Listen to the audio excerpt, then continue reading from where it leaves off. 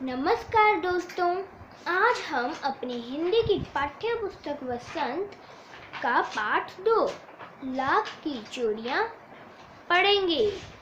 सारे गांव में बदलू मुझे सबसे अच्छा आदमी लगता था, क्योंकि वह मुझे सुंदर सुंदर लाख की गोलियां बना कर देता था।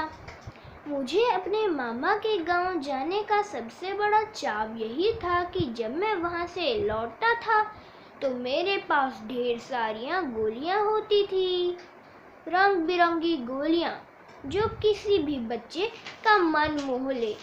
वैसे तो मेरे मामा के गांव होने का कारण मुझे बदलू को बदलू मामा कहना चाहिए था, परंतु मैं उसे बदलू मामा न कहकर बदलू काका कहा करता था, जैसे कि गांव के सभी बच्चे उसे कहा करते थे। बदलू का मकान कुछ ऊंचे पर था। मकान के सामने बड़ा सा सहन था, जिसमें एक पुराना नीम का वृक्ष लगा था। उसी के नीचे बैठकर बदलू अपना काम किया करता था।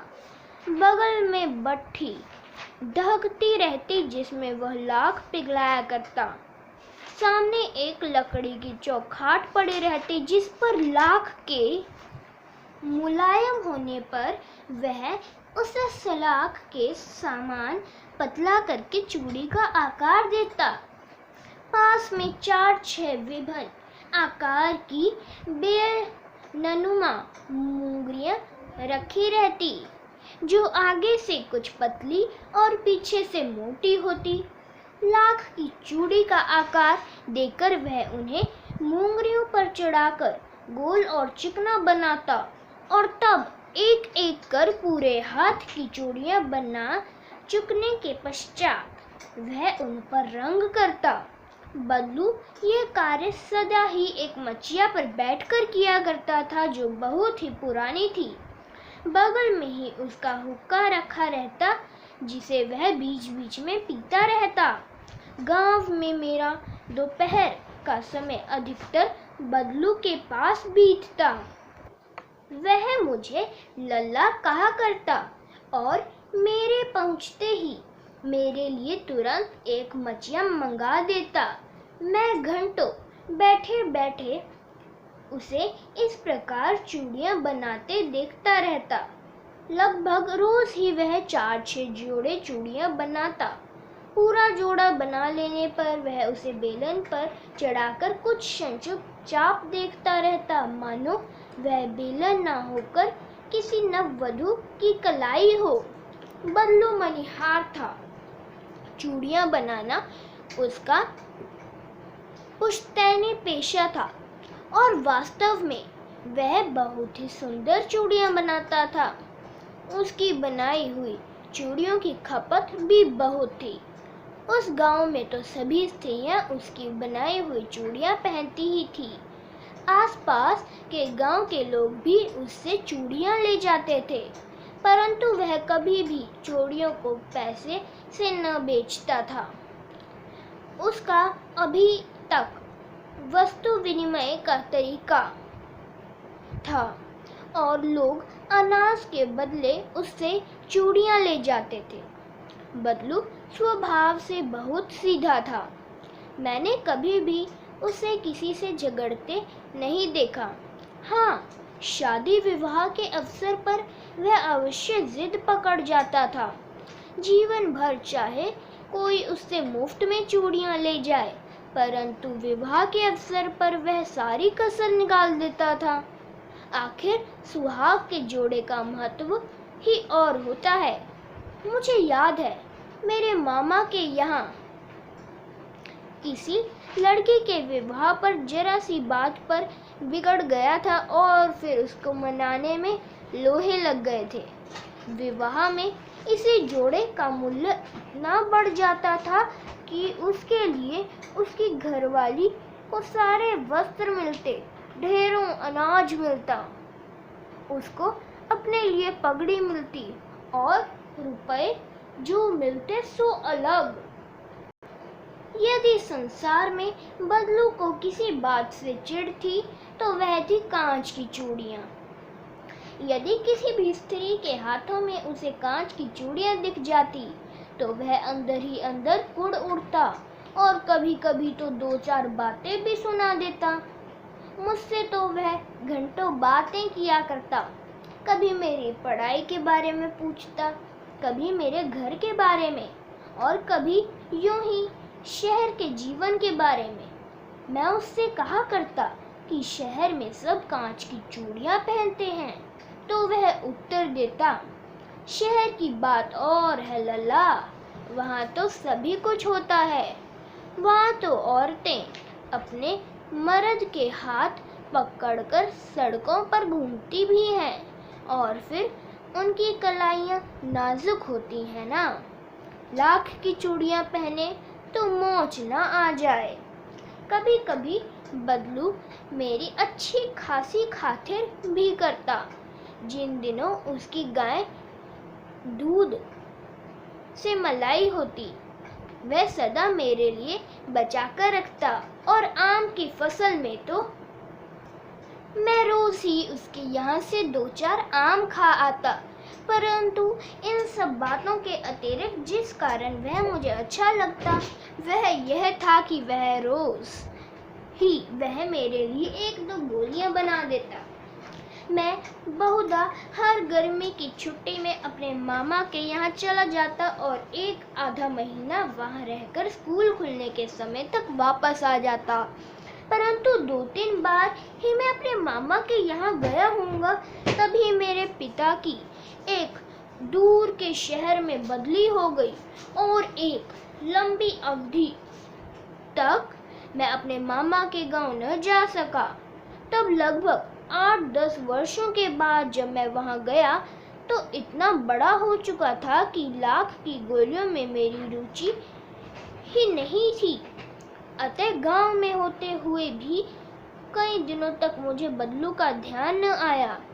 इसी बीच मैंने देखा कि गांव में सभी स्त्रियां कांच की चूड़ियां पहने हैं। विरले ही हाथों में मैंने लाख की चूड़ियां देखी।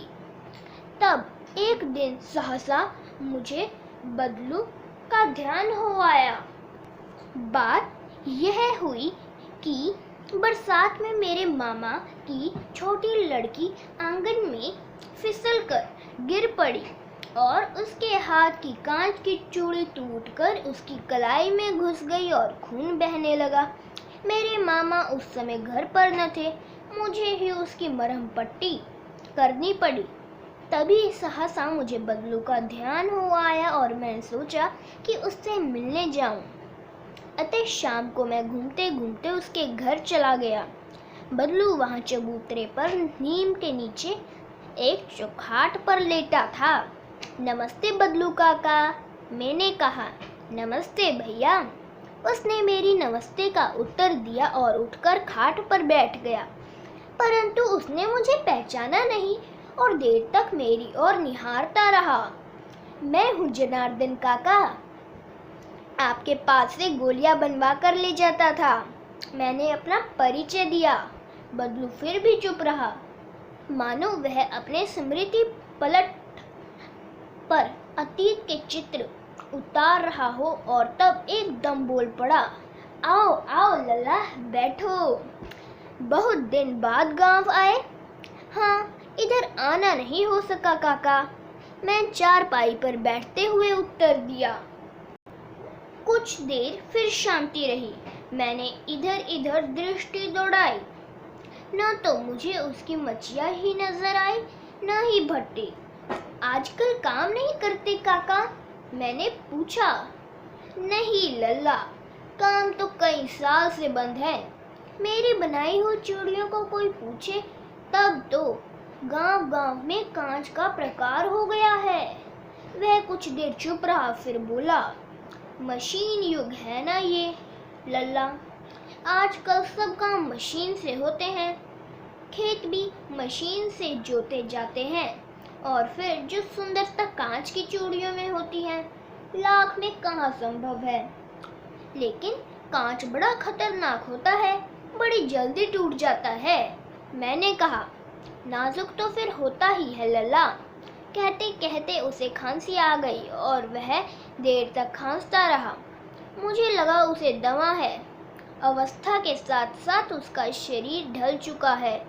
उसके हाथों पर और माथे पर नसें उभर आई थी। जाने कैसे उसने मेरी शंका भांप ली और बोला, दमा नहीं है मुझे, फसली खांसी है। यही महीने 2 महीने से आ रही है। 10-15 दिन में ठीक हो जाएगी। मैं चुप रहा। मुझे लगा उसके अंदर कोई बात बहुत बड़ी व्यथा छिपी है। मैं देर तक सोचता रहा कि इस मशीनी युग ने कितनों के हाथ काट दिए हैं। कुछ देर फिर शांति रही, जो मुझे अच्छी नहीं लगी। आम की फसल अब कैसी है काका? कुछ देर पश्चात मैंने बात का विषय बदलते हुए पूछा। अच्छी है लल्ला, बहुत अच्छी है, उसने लहक कर उत्तर दिया और अंदर अपनी बेटी को आवाज दी। अरे रज्जो, लल्ला के लिए आम तो ले आओ। फिर मेरी ओर मुखातिब होकर बोला, माफ करना लल्ला, तुम्हें आम खिलाना भूल गया था। नहीं नहीं काका, आम तो इस साल बहुत खाए हैं। वाह वाह, बिना आम खिलाए कैसे जाने दूंगा तुमको। मैं चुप हो गया। मुझे वो दिन याद हो आया जब वह मेरे लिए मलाई बचा कर रखता था। गाय तो अच्छी है ना काका? मैंने पूछा। गाय कहाँ है लल्ला? 2 साल हुए बेच दी, कहाँ से खिलाता। इतने में रज्जो, उसकी बेटी, अंदर से एक डलिये में ढेर सारे आम ले आई। यह तो बहुत है काका, इतने कहाँ खा पाऊंगा? मैंने कहा। वाह वाह, वह हंस पड़ा।